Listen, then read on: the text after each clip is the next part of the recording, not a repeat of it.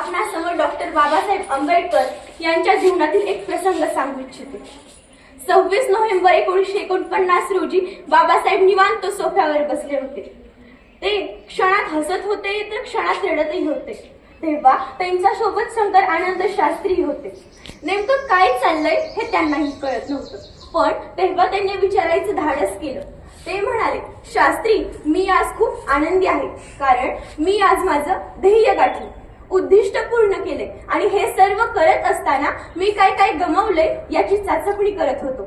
तेव्हा मला एक काळ असा आठवला शास्त्री की ते आठवून माझ्या डोळ्यात पाणी आले। माझा एक काळ असा होता शास्त्री, माझ्या खिशात एकही रुपया नव्हता आणि तेव्हाच माझा राजरत्न आजारी पडला। त्याला खूप ताप येत होता, त्याचा अंग तापाने फणफणत होतं। अरे, माझं खूप प्रेम होतं रे माझ्या राजरत्नावर, कारण तो नुकताच चालायला लागला होता, बोलायला लागला होता। औषध उपचार अभावी त्याचा ताप वाढतोय हेही मला ठाऊक होतं, पण त्याच्या छातीशी कवठाळून रडण्याशिवाय माझ्याकडे कोणताच पर्याय उरला नव्हता।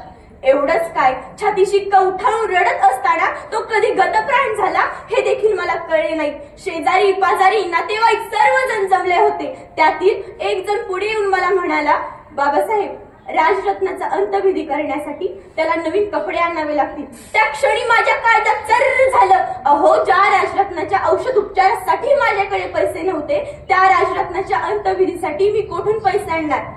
काय करावं कळत नव्हतं, कुणाला सांगावं कळत नव्हतं आणि तेव्हाच मी माझ्या गुडघ्यात डोके खुपसून ढसा रडायला लागलो। पण माझ्या रामूला चांगलंच ठाऊक होतं की माझ्याकडे पैसे नाहीत। मग ती माझ्या जवळ आली आणि तिने तिच्या लुगड्याचा पदर फाडून त्यात माझ्या राजरत्नाचा अंत्यविधी करण्यात आला। असो, माझा राजरत्न गेला म्हणून काय झालं?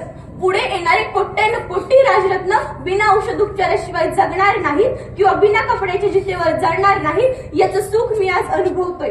अहो, ज्या बाबासाहेबांमुळे आपण शिकलो, सवरलो, मोठे झालो, नोकऱ्यांना लागलो आणि त्याच बाबासाहेबांसाठी आपण काय केलं, हा प्रत्येकाने आपापल्या काळजाला विचारायचा प्रश्न आहे। शेवटी जाता जाता एवढंच म्हणेन, मंजिलें उन्हीं को मिलती है जिनके सपनों में जान होती है। मंजिलें उन्हीं को मिलती है जिनके सपनों में जान होती है। पंखों से कुछ नहीं होता, हौसले से उड़ान होती है। पंखों से कुछ नहीं होता, हौसले से उड़ान होती है। एवढे बोलून मी थांबते। जय हिंद, जय महाराष्ट्र, जय कर्मवीर।